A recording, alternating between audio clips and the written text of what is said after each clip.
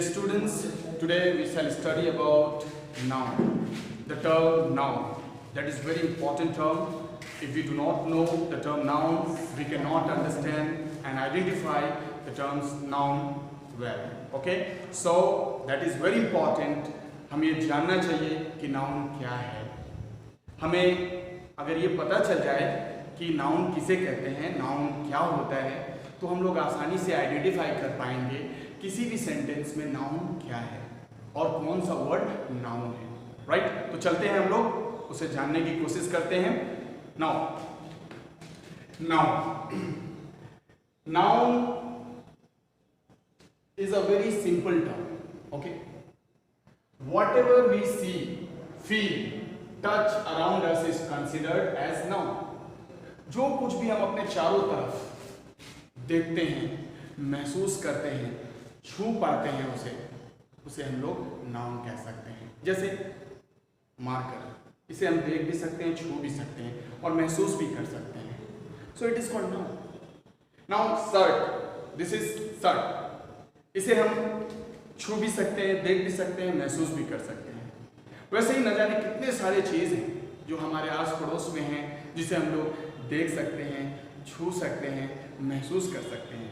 जैसे chair, fan, this is white board, wall, window, doors, table, chair. So many things are there that we can see, touch and feel. So now one more definition we have.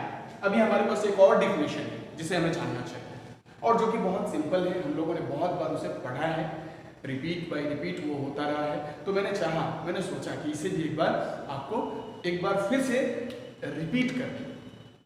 Noun is the name of person, place, thing and idea. Noun क्या है? Noun एक व्यक्ति का नाम है, एक जगह का नाम है, एक सामान का नाम हो सकता है और एक विचार, एक आइडिया का नाम हो सकता है. राइट? सो इस तरह से बच्चों हम लोग जान पाते हैं कि नाउन क्या है. राइट? अब हम लोग जानेंगे कि नाउन के कितने प्रकार होते हैं. How many types of nouns. Okay, so there are 5 types of noun. There are 5 kinds of noun that we have to learn.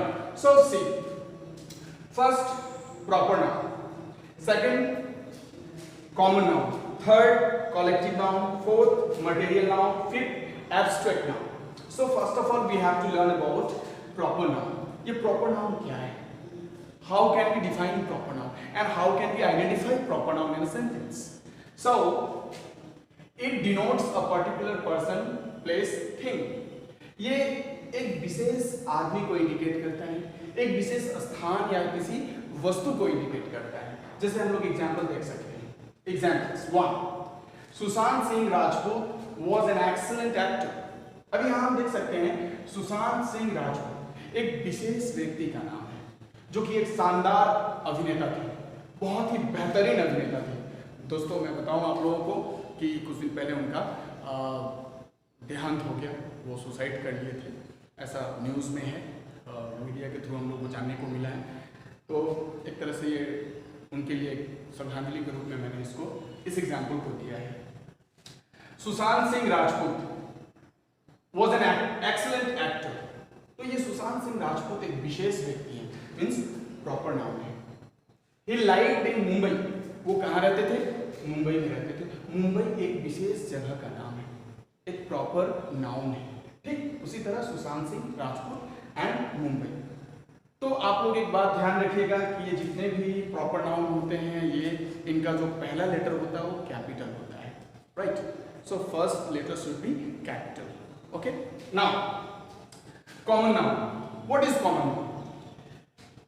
It denotes a person, thing, place and animal of the same class or kind.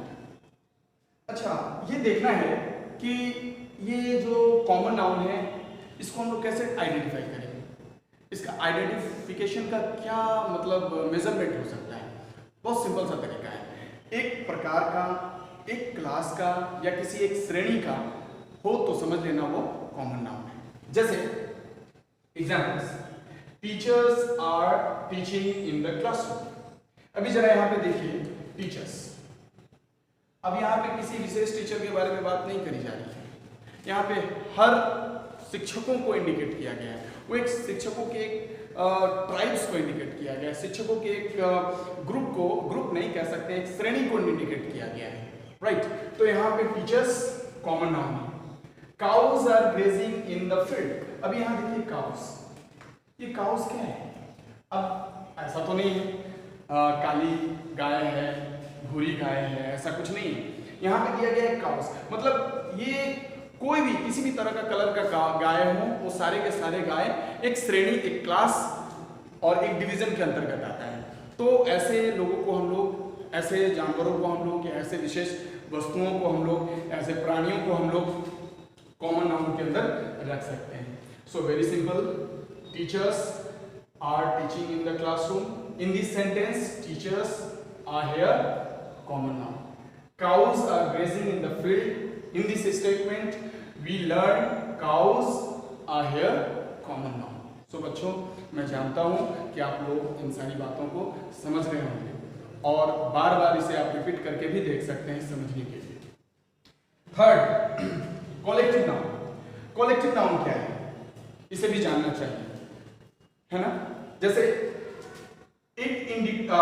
it denotes a group of persons, things and animals. ये collective noun क्या करता है कि किसी व्यक्ति के group को, किसी सामान के ग्रुप को या किसी जानवर के ग्रुप को इंडिकेट करता है या डिनोट करता है। जैसे a bunch of keys, तो यहाँ देखिए bunch, ये जो bunch है ना, ये कॉलेक्टिव नाउन है, right. A bunch of keys is kept on the table. अब ये कीज मतलब चाबियों का गुच्छा, तो ये जो गुच्छा है इसे हम कॉलेक्टिव नाउन कहेंगे। ठीक उसी तरह से a nest of ants is marching ahead। अब यहां देखिए एक यहाँ पे ठीक है नेस्ट, तो जो नेस्ट है वो एक ग्रुप है चींटियों का जो आगे बढ़ रही है। ओके, तो इस तरह से हम लोग एक ग्रुप को इंडिकेट कर रहे हैं। यहाँ group collection of animals, collection of people, collection of things are known as, और उसे जान सकते हैं कॉलेक्टिव नाउन के रूप में। Material noun, what is material noun? Very simple, it indicates, yes, it indicates the things which are produced by animals and soil। अभी जरा समझिए, ये मटेरियल नाउन क्या है? मटेरियल नाउन वो है जो जानवरों के द्वारा प्राप्त होता है या तो जमीन से हम लोगों को प्राप्त होता है। ठीक है, जानवरों के द्वारा प्राप्त होने वाले सामान जैसे फ्लैश, दूध, दही, राइट, न जाने और कितने सारे मटेरियल्स हैं जिसे हम लोग प्राप्त कर सकते हैं उनके द्वारा। और जमीन से जैसे चावल, दाल, wheat, rice, paddy, so many things we get from there. These are called material nouns. Okay, so now you can see children like to drink milk. So here milk is material noun. Okay, here it is material noun. Milk is material noun. Okay, next I have a bottle of oil.